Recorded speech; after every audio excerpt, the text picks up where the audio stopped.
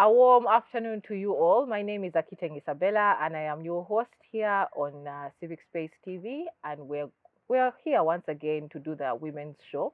I hope that you have been well, even in the midst of everything that has been happening during the course of the week. I hope that you had a fruitful week last weekend, and also during the course of last week. But again, today on the Women's Show, we will be looking at the stories that have made up the headlines, but also the stories that have gotten Kampala talking, as well as the stories that we believe you should be discussing in your living room or in your house or wherever you are as women, because those are topics of concern to you. So without wasting a lot of time, during the course of this week actually started with a bomb blast, but we will keep the bomb blast conversation for later on in the show. And we will probably start off with the president's address. I know that a couple of Ugandans no longer listen to that address. I hope that the people on the panel today actually listen to the president's address. And so I'd just like to hear thoughts on what he submitted on. On the panel today, I have Evelyn Aijuka. Evelyn is a youth leader. She's a content creator who just hit the 1,000 mark on YouTube. So please go and follow her. We celebrate women, so please go and follow her. We also have Rebecca Achom Adille, who is a political party enthusiast, an FDC advocate. And I think the last time she was here, she was trying to convince us that their new pressure group is the way to go. I hope we can come back to that conversation one day. Yes, but let's talk about the presidential address. Your thoughts on it. Evelyn, do you want to go first?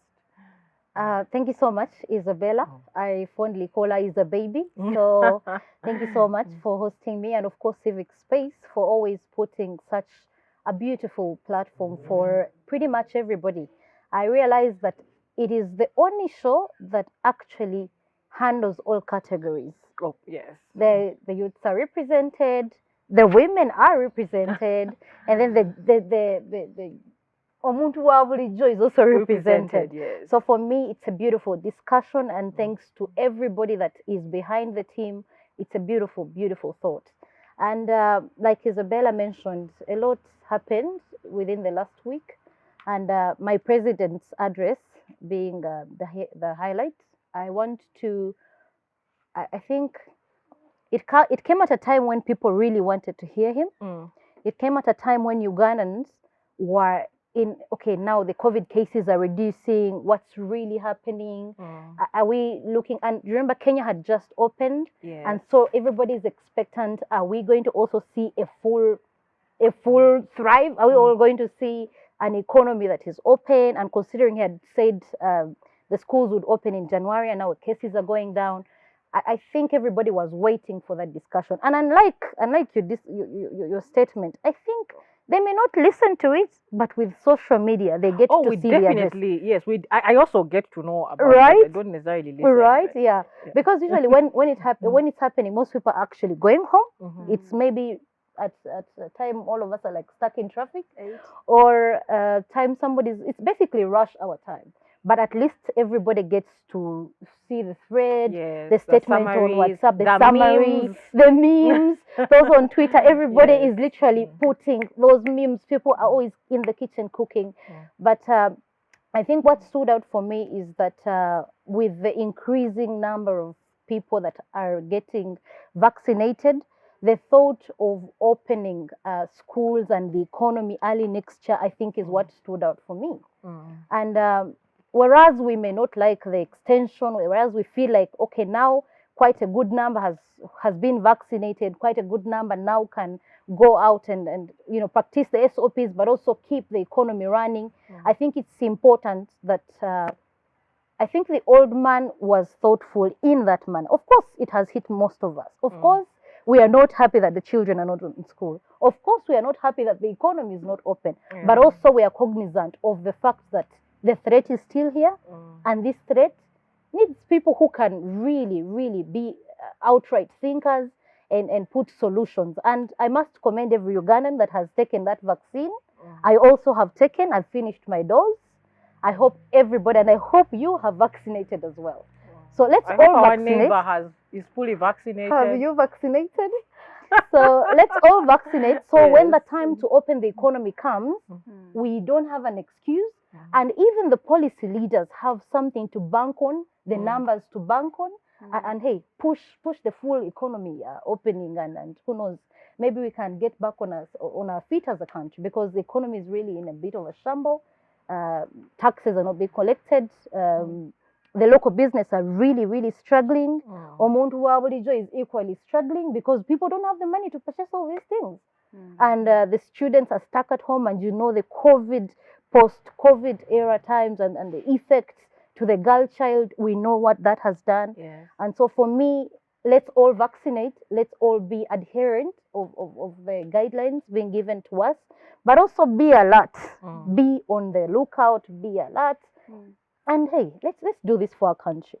Okay, yeah, Rebecca. I want to say it's been quite a long week, but also short. My reflection of the week, like she clearly stated, has been highlight has been the presidential address. We've gone through a week where we've had a lot of terror alerts, a lot of suspicion, a lot of questioning. Is this really a terror, a threat?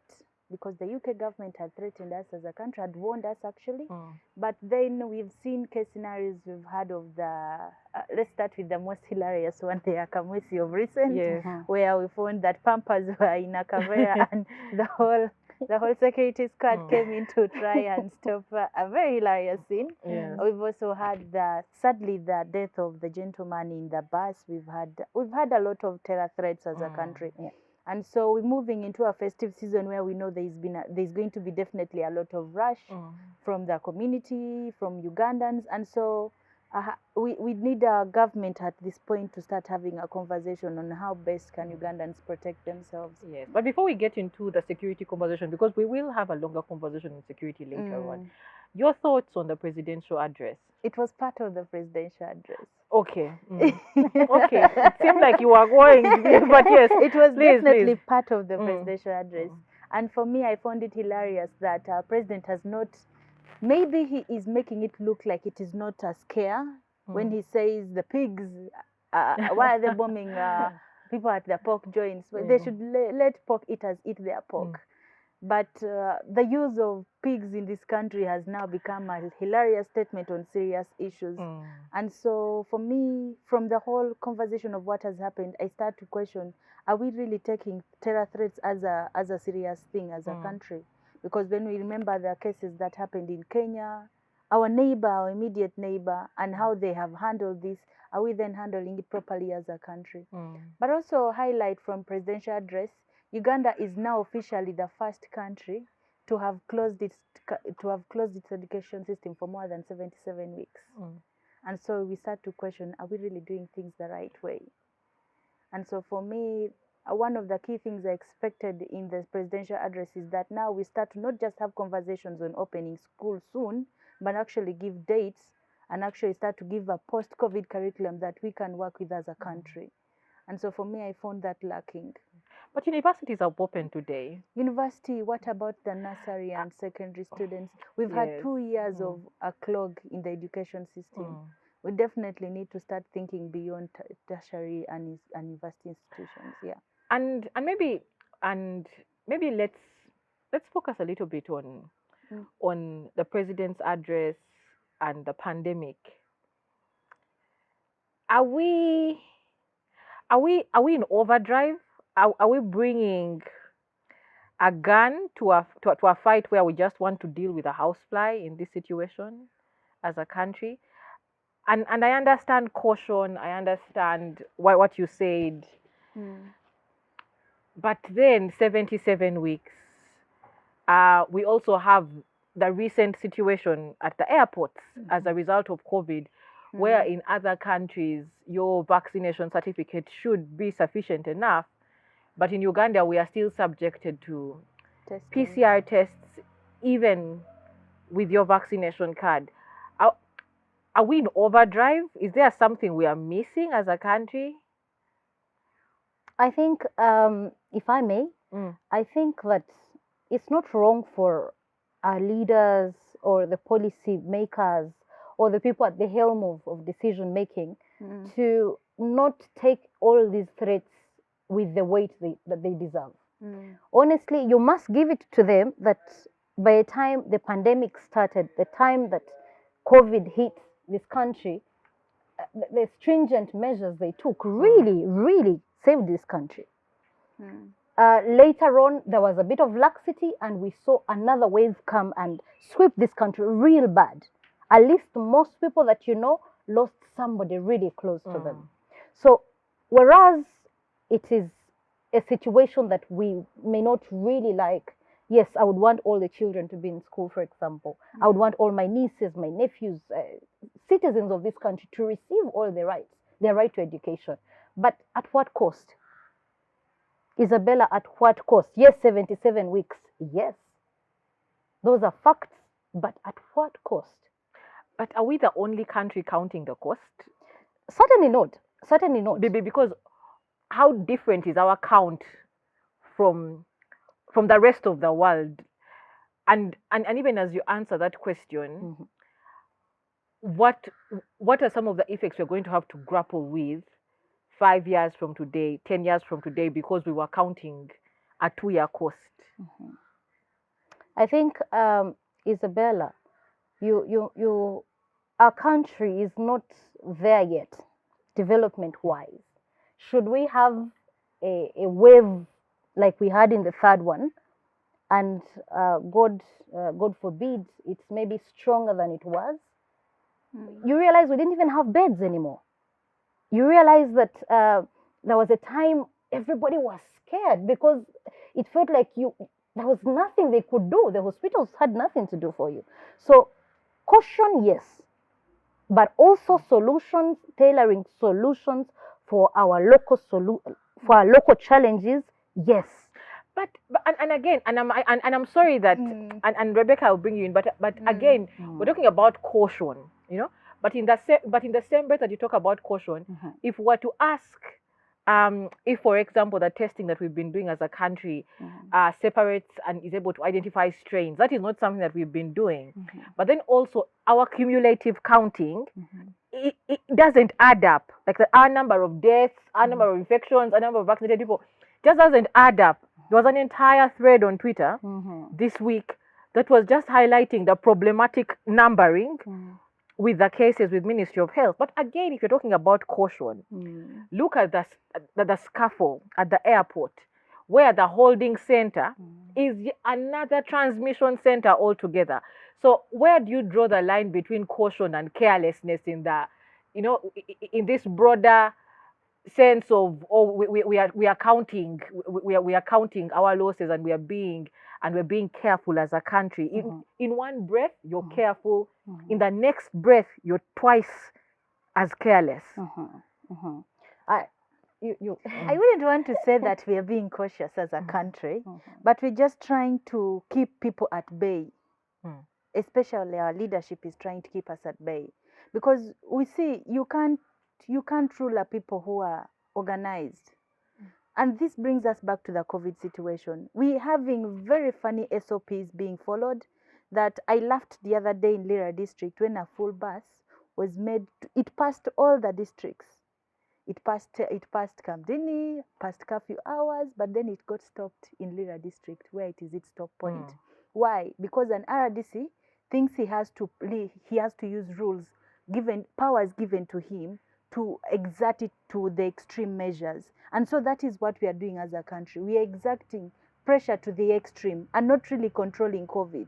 So in a sense that you lock people who have traveled to sleep in a bus that has around 24 people or more for over a night, to sleep up to morning, and their masks have been used. They cannot access the nearest facility to clean themselves just because you want to protect yourself, to protect a rule that has been said by the president. And so you start to question. The same is happening definitely in our airports. Like you have said, the waiting centers are already transmission centers, but people have gotten their jabs. And now you start to question why countries like Tanzania are thriving, even within this COVID situation. Kenya, last week, when they uplifted this COVID, the curfew, has actually shown that they have had a boost in the economy. Uganda, on the other hand, is having a lot of situations with the economy. So you start to question, is it that the curfew guidelines are really that important? Or is it that we are actually using curfew as a tool of actually keeping people at bay and actually leading in a leadership that is not actually democratically elected? So for me, I start to think curfew has just, and all the SOPs being used in our country, has just become a tool of sustaining power for a certain group of people. And I don't mean only the presidential at this time. Yes. Because even when you go to RDCs at district level, what they do is hilarious. That when people are arrested, they're not even following SOPs when being arrested. The LDUs are not doing the same. So you find that, remember the case scenario of when there was a lot of COVID cases in jail, in prison cells. Was it that people were moving? Oh, there was actually people just being thrown into the cells and there was no protection of inmates. And so you start to question as a country if we really need curfew or we need this SOP, these stringent SOPs, not the proper SOPs that should be practiced. And so I start to say no. I think it's about time. We need to start practicing individual responsibility. And this was the beauty of the first lockdown, that Ugandans embraced the lockdown. They embraced the curfew. They encouraged us to have the curfew. But then when the second came in, it came in with a lot of other interests.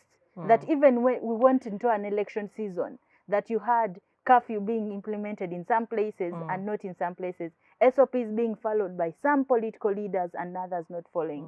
And so we started to have the question of, are these figures is this right? It also brings in the aspect of, it is claimed that curfew and all these figures that we are seeing are for our funding and financial interests. Yes. And so we start to think, yes. But speaking of financial interest, does it make sense? And this is really to you, Evelyn. Yeah. What value add is there in subjecting passengers to additional PCR tests at the airport? Just before you ask this question, I was itching to make to make a contribution in regard to the scarf at the airport. I think that whereas as a country or the policymakers may have made these resolutions, these cautions, these measures in maybe with a good reason, I think there are people that are really benefiting from this. And they're comfortable with its further. But what and good so you reason? No. I'm still building this. Okay. Recently, I had a close family relative that traveled from Kenya, and they had a test. I think it's 45 minutes to land at Entebbe, and they had done it just after they had before they left. And so for me, it is true that the SOPs and the measures are made for a good reason, but there are individuals that are out there for not all the good reasons. Yes, they're out there. It's like a cash and cow, and whereas you may mention that, honestly, it's uncalled for. It doesn't make sense. It's a cost that is uncalled for, and even when you visit, by the way, the Ministry of Health page, it's not mentioned. So it's not the official way of doing things. And but now it's official. The minister actually came out and put it out officially. I dare you to check the ministry page. It's not there. I am basically saying that we are faced with a pandemic, but it's also not okay for us to find a way of exhausting the Muntu the Ugandans. Yes. So whereas you could be the person in charge of this, whereas you're the person that is in charge of, just do good by yourself, do good by your country, do good by the citizen. I mean, they've taken the test way before arrival. They have a vaccination certificate. They have all these. Just do right for your country. Be patriotic enough to say, this is uncalled for. We needn't do this. We needn't do this. And hey, I speak this as an NRM person. I speak this as a concerned Ugandan. I speak this as a woman. Some of these things are not called for. They are not called for. They're not called for. And maybe as we wrap up this conversation, just to whoever is running this cash cow at the airport, I think even as we run this cash cow, it would make sense in terms of policy if we had, because there are about 30 testing booths, which is a good thing at the airport. But I think there are testing booths that need to be designated for people who are traveling with young children. You know, that children just get irritated. But I think persons with disabilities are catered for, but mothers, it's a whole new ball game, you know. So I think people with young families really need to be catered for. And there's this rule which I heard of, where people who are registered with the Uganda Tourist Board don't have to be held at the airport. So they do the test, and then the results find them in their hotels. So the question is, if Ugandans have homes and they have telephone numbers and they gave you their emails, why not release them as well and their results follow them up? Okay, so there are some of those things that we could release people, but also if people have been subjected to a PCR test 72 hours before they arrived, a rapid test should count. Tanzania does rapid tests. It takes 30 minutes and your results are out. And a rapid test costs $10. In Entebbe, we are paying $30. From the 65 we're paying previously. And so there's really a lot that should be done to address that. And I won't even, anyway, there's a lot that could be done. But there's also the issue of security. Because when personal security, because you're at the airport and you have to wait for your results and watch your name flash on a screen. You know, so imagine how many people who know you at the airport. Like we could downplay these things, but but seeing your name, and there are thousands of people who are seeing your name being splashed somewhere, is just not comfortable. So there's a lot that the ministry could do to improve this situation. But let's move on to Mubende and the court ruling around Joyce Bagala. Is that Mubende? Mityana. That's Mityana, yes.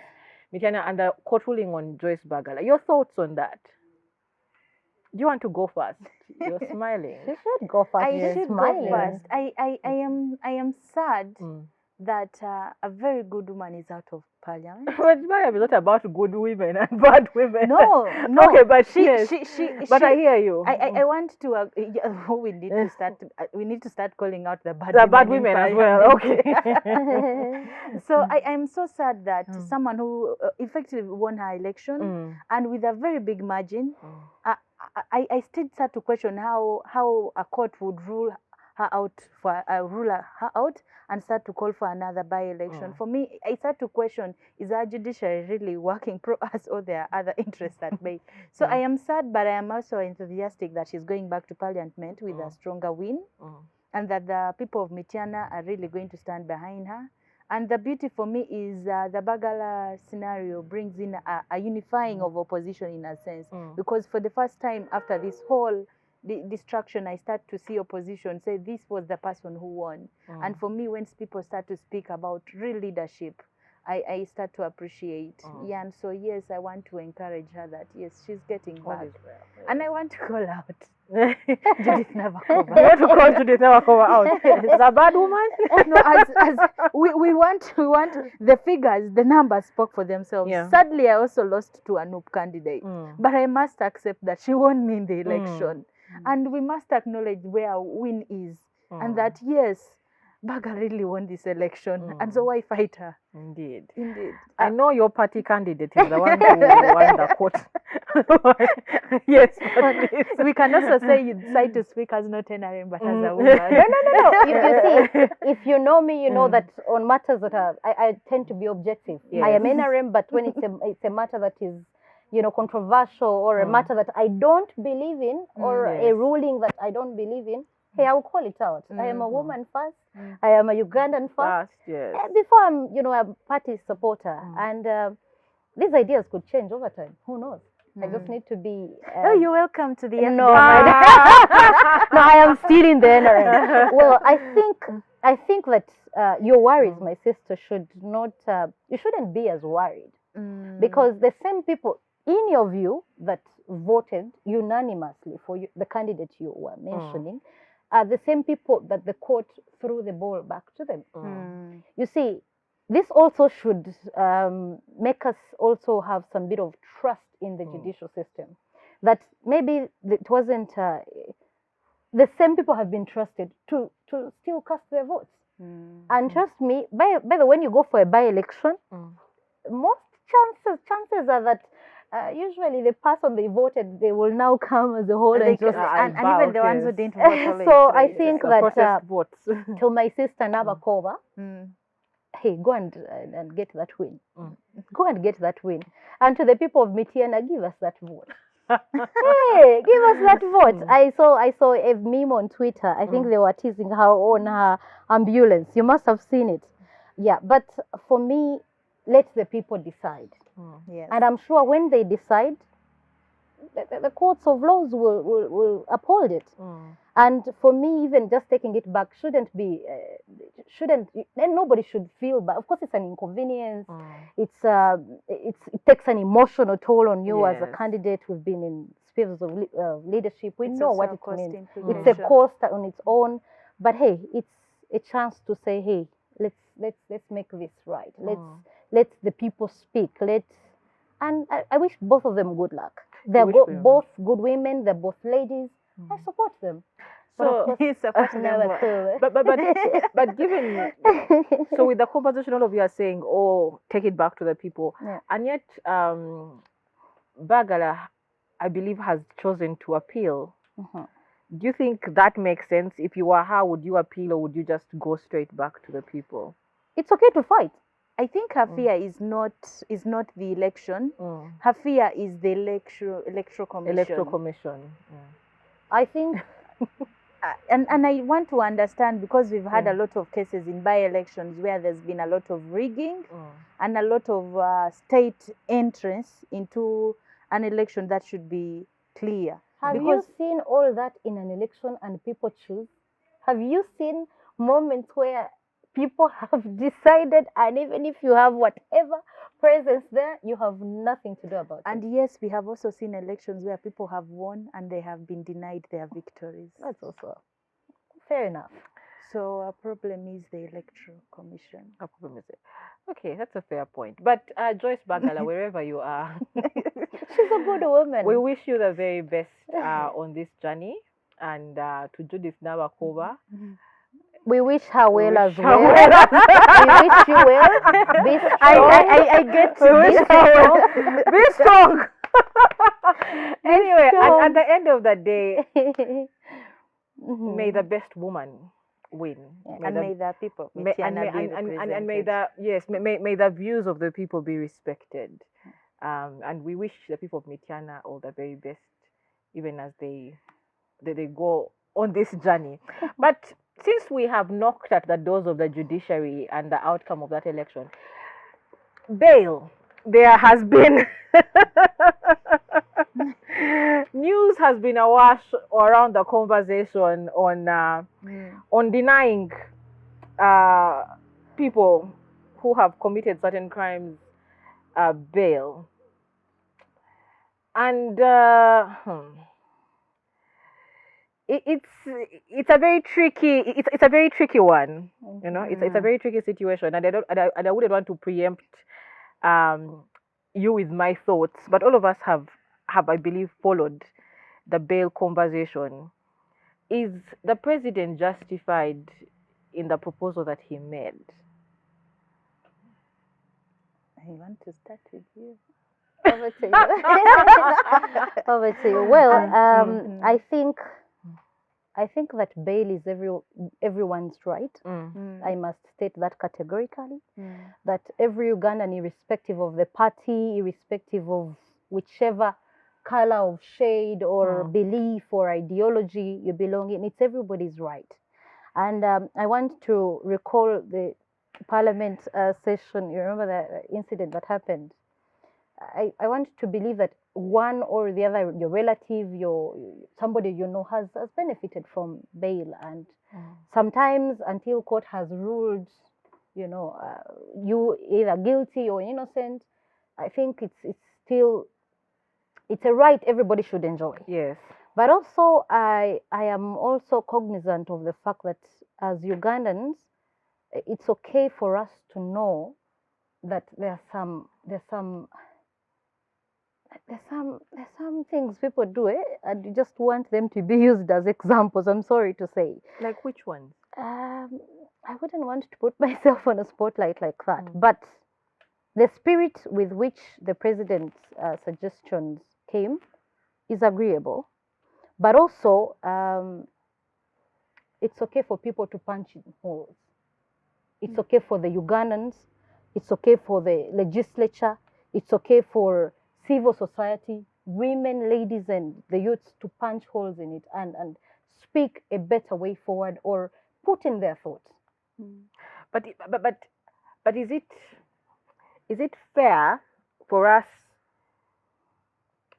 to have this conversation from this angle that it's okay for people to offer their thoughts on it? Because when you talk about bail and you say that every person really is entitled and should have a right to get bail, but then in the same breath you say that it was in good spirit, knowing the history of witch hunts in this country, but also knowing the history of how laws and systems could easily be used to abuse people, don't you think that to support this proposal, because there's a very thin line between innocence and guilt, to support this proposal, don't you think to support this proposal would be to condemn certain people to a life of imprisonment, even in the absence of justice? And in that same breath, I'd just like to bring in the case of people like Sejirinya, you know. And it's not to say that he's guilty, it's not to say that he's innocent. And I know that that bail is given at the discretion of the judge. But in the event that even that was taken away, looking at the backlog that we have in our judicial systems, looking at, you know, there's just so many factors at play for us to even risk this proposal. And I do not know what your thoughts are. That it's too risky for us to say Ugandans should be able to Debate.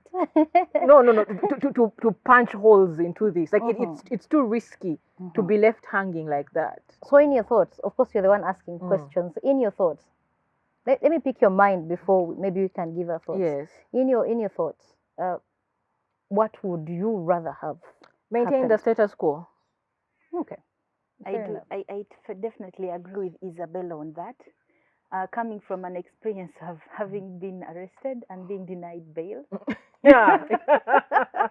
yes. And especially because in 2018, I was arrested. 2018, I was arrested for a demonstration at Parliament over the women's murders in Kampala, and we had all the bail requirements. We had the witnesses. We had people who had stood in for me. The sureties were there. We had even the money, but then I was denied. I was denied for demonstrating for women, and so I had to go to Luzira for 2 weeks. And so I started to question, was it that because I went to the streets or because I was opposition? So I start to now question that in the case of someone who has been put as bait for a crime they did not commit, and this gets to pass, I am not just denied your life if I am just denied for demonstrating. And so I think the status quo, I do agree with Isabella, should stand.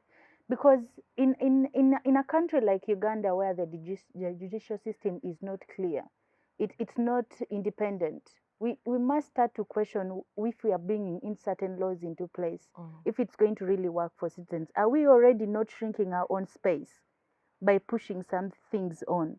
And also basically because from a humanity perspective, everyone has a right to think and reflect. We have to learn to trust. I do understand that where there is definitely no doubt that this person killed someone, the judge within their own understanding will understand that this person should not be given bail. And this has happened in the past. But for cases like political cases, where you know definitely there could be a lot of questions at play, we do not need a denial of bail.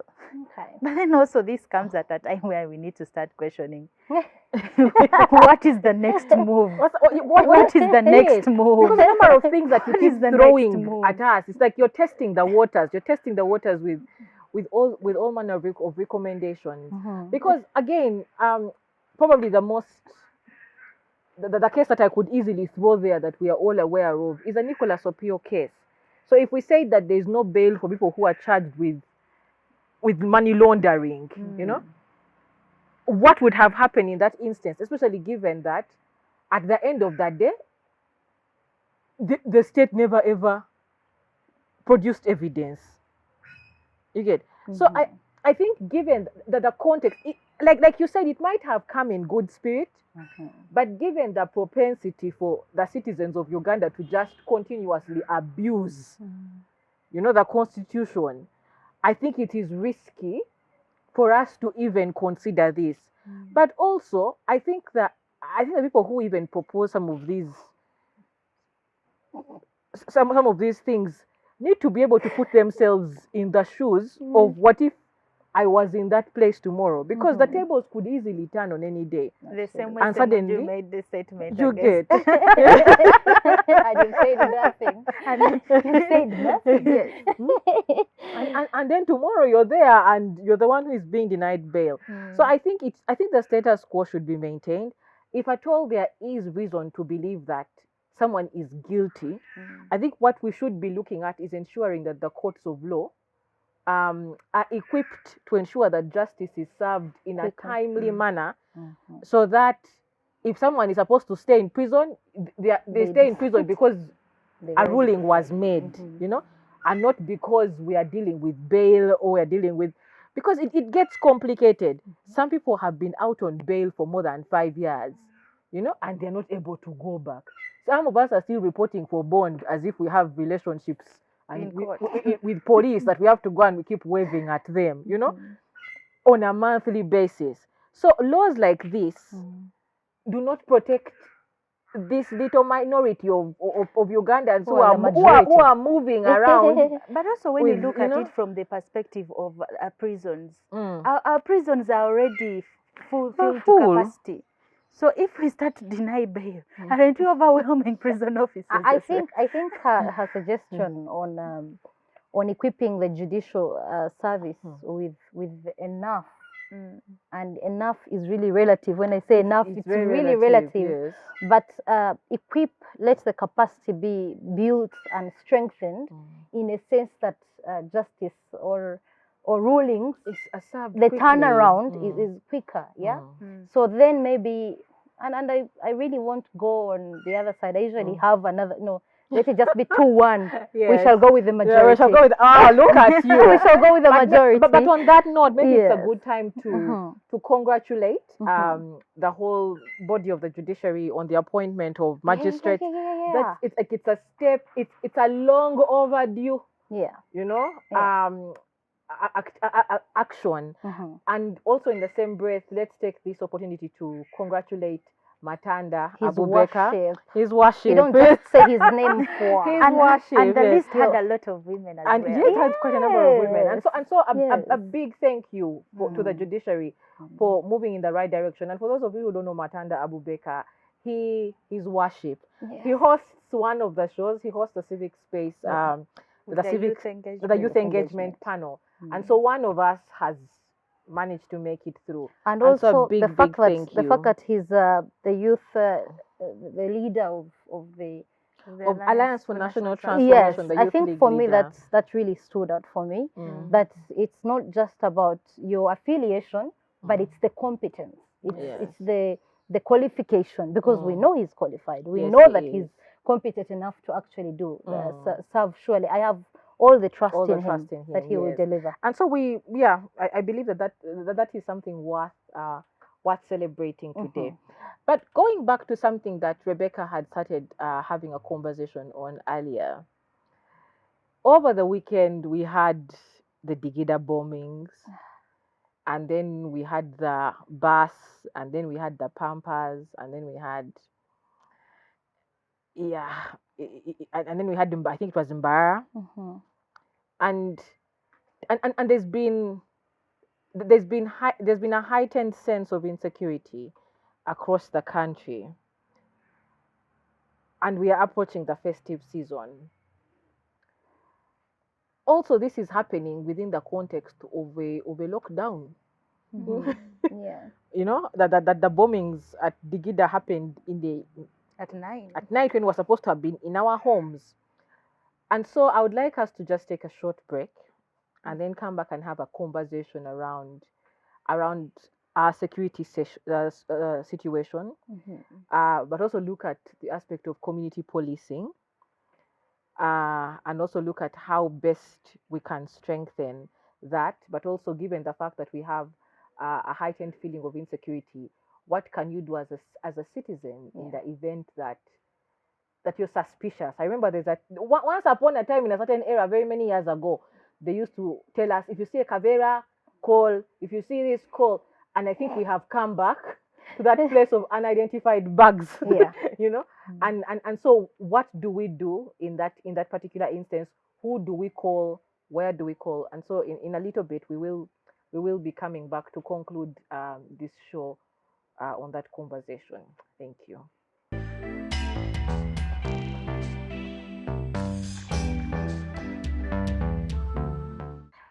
So we're back with our last segment for the show, and we're going to be looking at community policing in general, and that is really through the lens of what has transpired in the last 1 week with the bombings, but also looking at the concept of community policing much wider than even the bombings. And so before I bring in Afande Suzan, Yes. who is joining us from Ntinda, Police. She's in charge of the Family and Child Protection Unit. Yes, please. I will ask Evelyn and Rebecca to weigh in on your thoughts around what happened, especially given the intricacies of some of the bombings. People were supposed to have been at home. Yes. Well, if you have seen another clip, whereas it's not bomb related, but you saw a clip during the day, people are jumping over Cayenne. Have you seen that? Yesterday. Did you see that? Yeah, and there are young children as well. It's just wrong. So not right. As Ugandans, that speaks volumes of us, okay? It speaks volumes. And you see what is funny is it's during the day. So if people are willing to be in places of enjoyment after enjoyment during the day, productive hours, and surely we know that it is public information that people go to hangout spots, and maybe even some of us go. No, I don't know. I don't, not me. Okay. So it's a thing that us as a country, us as citizens, perhaps we need to rise to this occasion.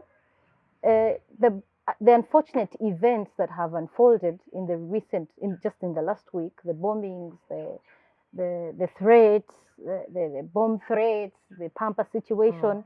So for me, it's everybody's responsibility. I can't put it to government. I can't put it to police. I can't put it to our local leaders. But it's you and I.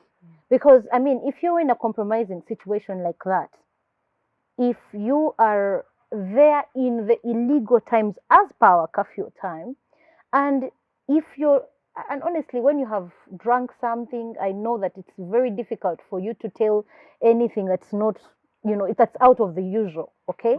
So I think that as Ugandans, we may need to sort of like wake up. Let's just snap out of it. Let's snap out of the enjoyments. Let's snap out of just kusimbula without really, really thinking, because there's something that's happening. We may not really know or define it, but something is happening. And for me, what baffled me is how an embassy releases a threat and we don't know about it as a country, and it happens.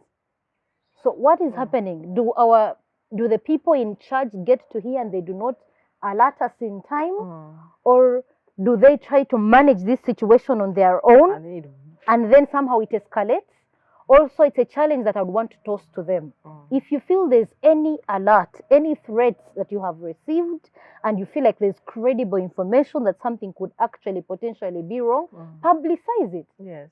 But also as a Ugandan, try to be more responsible. Try to be on the lookout for what's not in the normal, okay? Also, let's try to be law-abiding citizens. There are times for Kusimbula and there are times that are not for Kusimbula. And the festive seasons usually come with a lot of those. So we need to be on the lookout. We need to be alert now more than usual.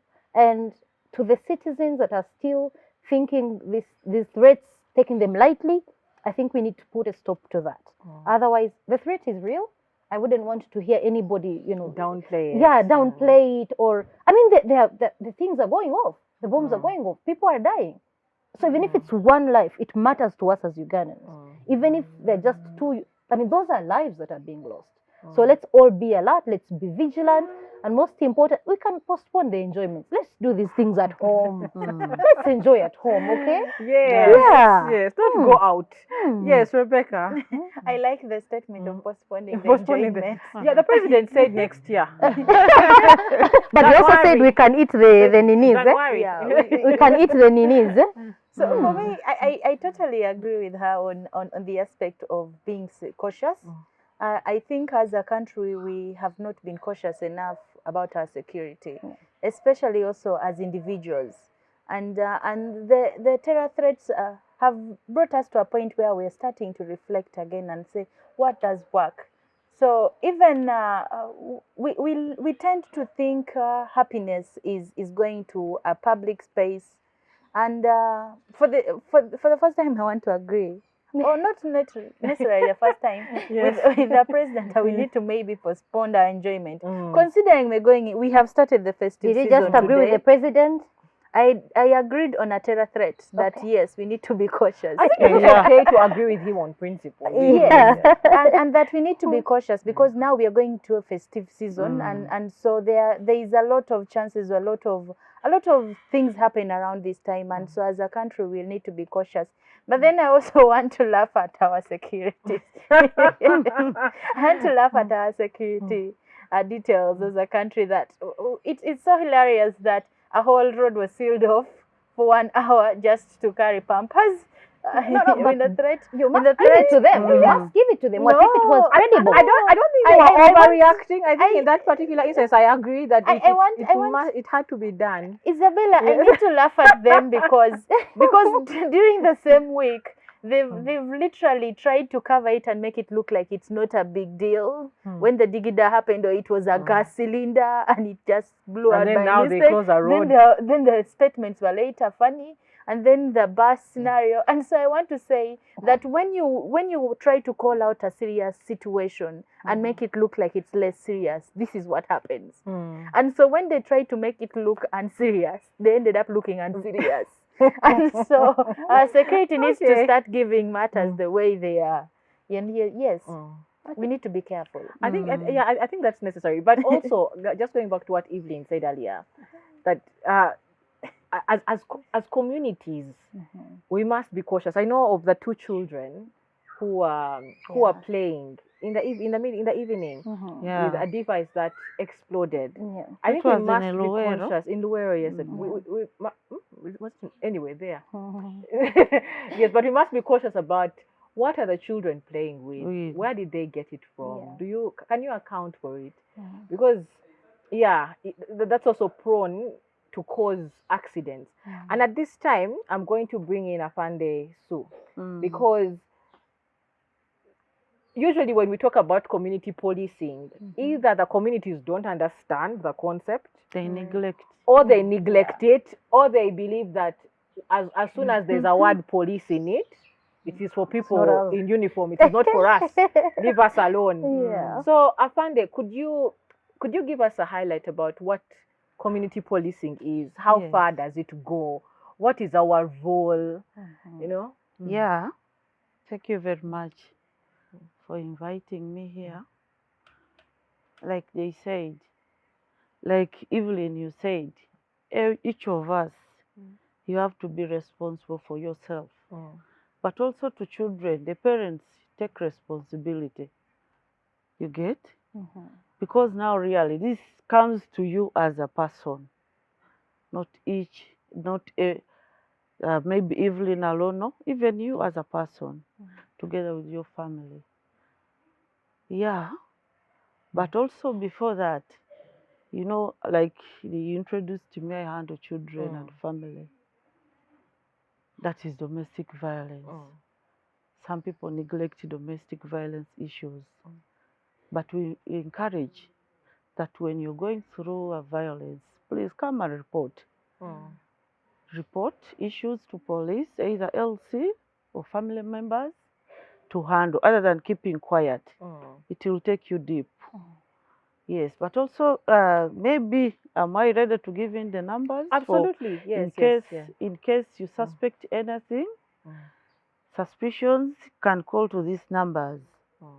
Toll-free numbers 0800 12229, and then we also have 0800 199699. Also have MTN 0707 600 You can call on those ones in case of suspicions. Yeah. Yes.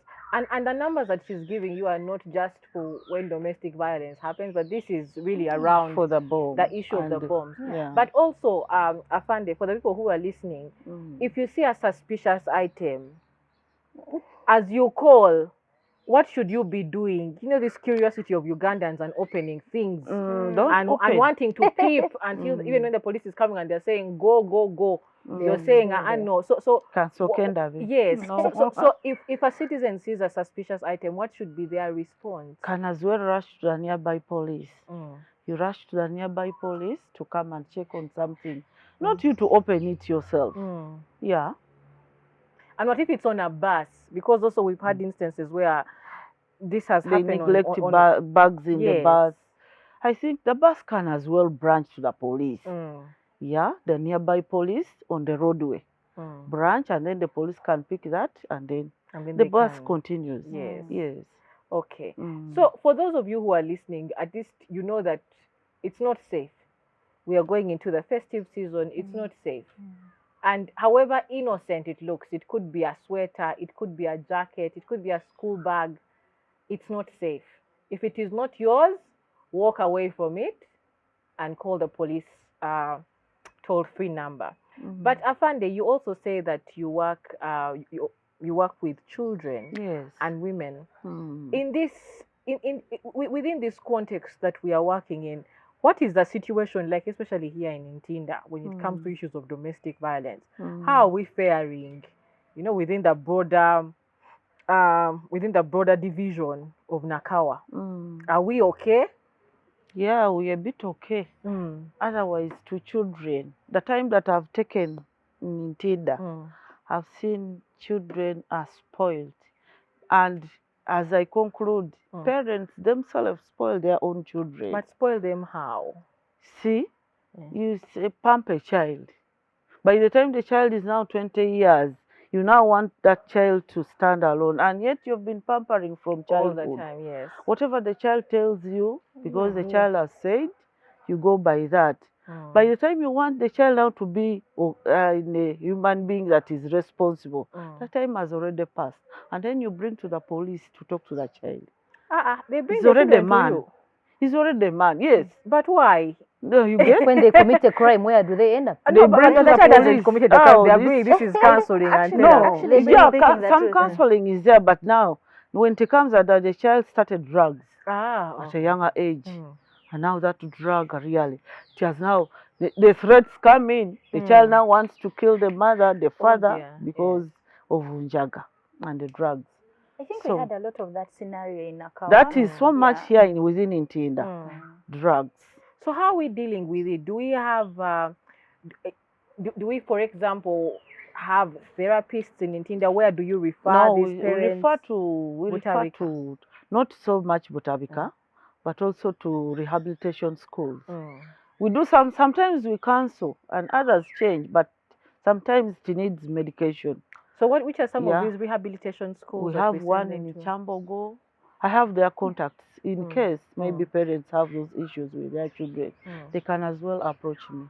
Okay. But thank you very much. It's okay, not interesting. Maybe I just didn't pay as much attention to the drug issue in our community here. But to the people that are watching, I hope that you've enjoyed this show. We have had a run through the week, but then we've also had a special guest talking to us about community policing, but also about the general community situation in Ntinda, which is where we are shooting this show from today. So if you're in the general Ntinda area and you're having issues, the toll-free numbers are definitely running on the screen, so don't hesitate to call them. But also, if you have a child that is dealing with, that's having issues with drug abuse or any form of abuse or challenges, don't hesitate to go by Afande Su at the Ntinda Police Station, and she will be able to link you up with support. I think the children need as much support. We acknowledge that the pandemic has not helped the situation, and so they need specialized support. Do not even begin to deceive yourselves that you will handle this problem on your own. At times they need specialized support, and I believe that she will be available to give us that support. To our panelists, Evelyn and now the name has vanished. But to Evelyn and Rebecca Achom Adille, thank you very much for joining us on the show. It's so hilarious. She has never forgotten my name. So I'm going to say that again. To Evelyn and Rebecca, thank you very much for joining us on today's show and walking with us through the conversations on the week's events where we've discussed the issue of bail. We've also talked about the president's speech and highlighted on issues around COVID, but also highlighted on issues on security. We also wish the people in Mityana well, and we will continue to follow that in the news. And on this note, I'd just like to wish you a beautiful week, and let us look at what stories come our way. Another story we didn't discuss, and I know we are out of time, is the Facebook issue. Facebook Meta and what that means in terms of artificial intelligence. But maybe we will move that to next week. Otherwise, have yourselves a lovely, lovely afternoon and a great week ahead of you. Thank you very much.